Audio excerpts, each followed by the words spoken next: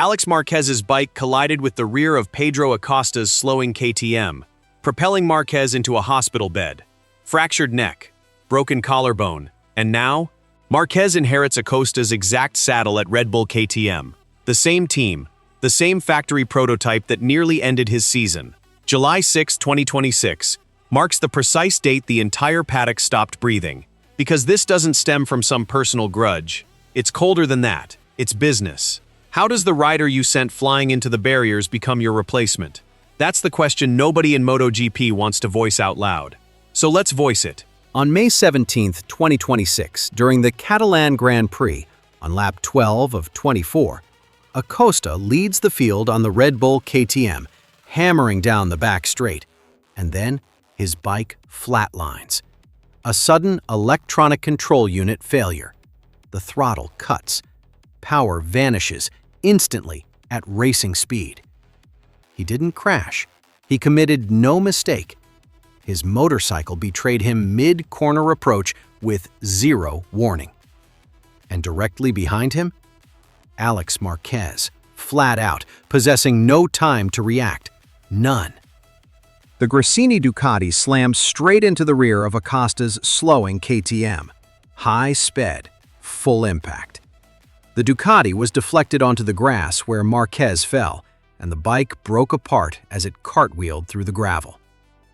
Transported to the hospital in an ambulance, a broken collarbone, a fractured C7 vertebra. Think about what that means for an athlete who rides motorcycles at 300 kilometers an hour for a living. The C7 vertebra supports the base of the neck, protecting the spinal cord. Crack that bone, and you jeopardize your entire career. And that Catalan Grand Prix? Total chaos. 2 red flags in 20 minutes. Marquez gone. Johann Zarco hauled off in a separate incident shortly after the restart. A weekend the sport scrambled to forget. So how did a mechanical failure spiral into the strangest transfer story of the year? Follow this channel if the stories hiding behind the headlines are the ones you actually want. Here's what everyone misunderstood. A lot of fans analyzed that crash and pointed the finger straight at Acosta. Reckless, blocked him, caused it. Wrong. Completely wrong. On May 17th, the day of the race, the FIM stewards cleared Pedro Acosta of any penalty. The FIM stewards ruled no further action, classifying it as an unavoidable racing incident. He stood faultless, entirely faultless.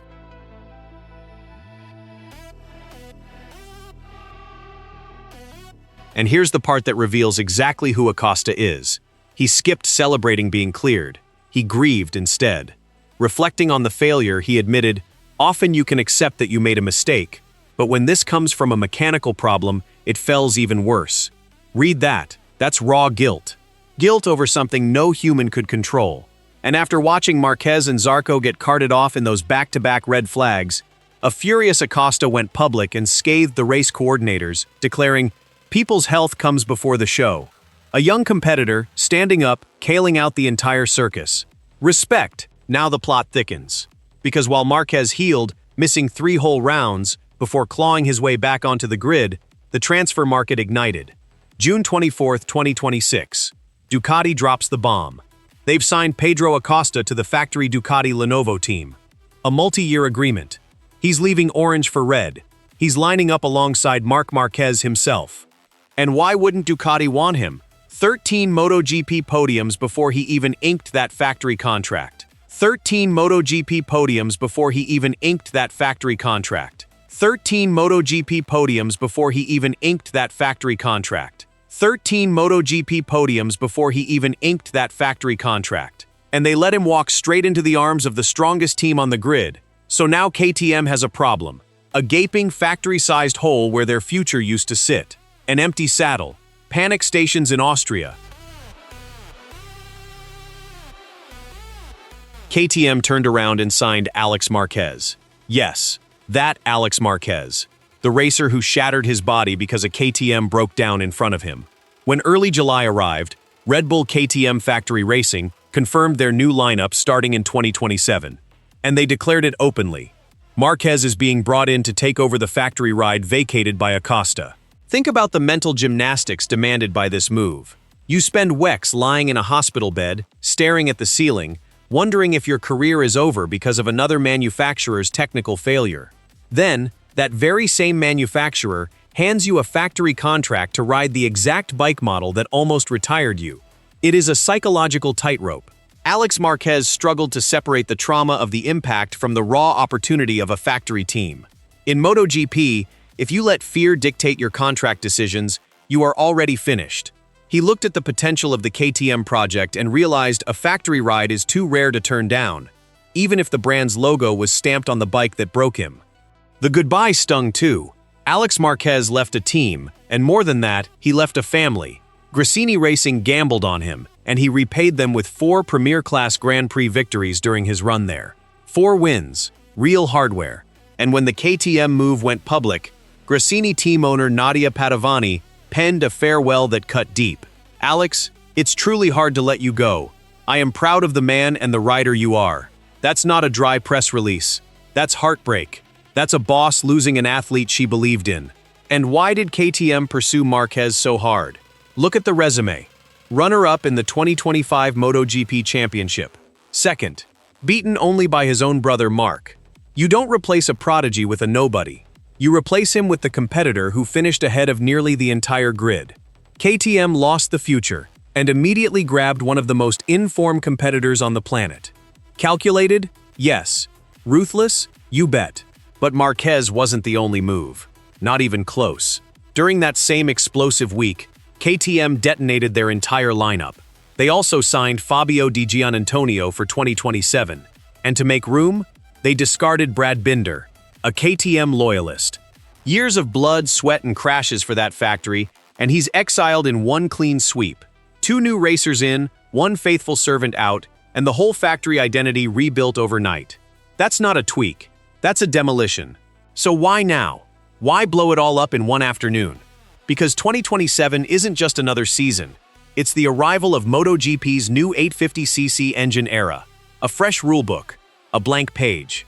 The sport is banning ride height devices, reducing aerodynamic wings, and shrinking engine displacement from 1000cc to 850cc. This means the bikes will require exceptional corner speed and high rider precision rather than pure straight-line brute force. Every team gets to reset, and KTM decided their reset would be total. New engines, new riders, new everything. And they wanted Alex Marquez holding the keys when that new age begins. Do you see the cruelty in the timing? The racer recovering from severe neck trauma, caused by their engineering glitch, is now the face they've picked to launch their biggest gamble in years. His pain, their headline. His recovery, their rebuild. And let's not forget the family dynamic. This move completely separates the Marquez brothers on the track. For years, they operated as a unit, sharing data and a garage. Now, they are direct factory rivals. Mark representing the red of Ducati, and Alex preparing to lead the orange charge of KTM starting in 2027. The ultimate sibling rivalry. And here's the twist that makes this story impossible to look away from. No hatred ever existed between the riders. That's the misconception. Acosta never targeted Marquez. Panic gripped him because of the malfunction. He watched his rival get airlifted, and he spoke up for rider safety when it mattered. The so-called betrayal isn't between 2 athletes. It's the mechanical beast. It's the sport. It's the business that chews up loyalty and spits out contracts. KTM forfeited their golden boy to Ducati, then bandaged the wound with the very competitor, their bike put in a hospital bed.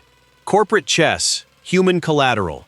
Acosta in red, Alex in orange, on the prototype that once failed so catastrophically. The 2027 grid promises to become a completely different sport, and every single one of these dominoes traces back to one dead throttle on lap 12, one electrical fault. One moment nobody could stop. Would you climb aboard the same factory family that once left you broken in the gravel? Alex Marquez nodded yes. Because in this high-stakes sport, the paycheck and the factory ride win. Every time. That's the game.